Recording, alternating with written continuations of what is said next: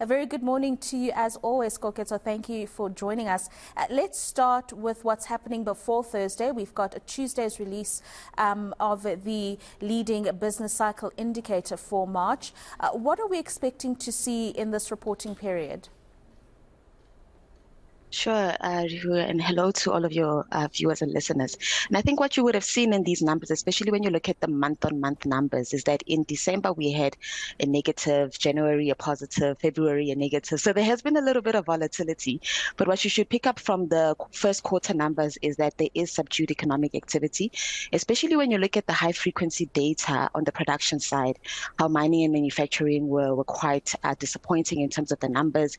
But the household sector is at least showing us a little bit of support when you think about first quarter economic activity. However, when you look at the retail sales that we've also recently gotten last week, those will also show you that the consumer is also starting to weaken from a growth perspective.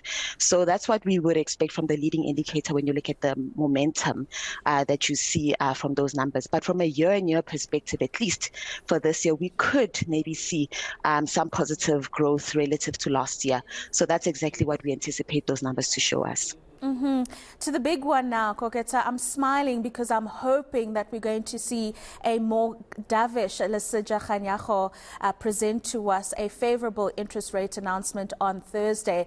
But maybe I'm just being too optimistic and we're likely to see things stay the same.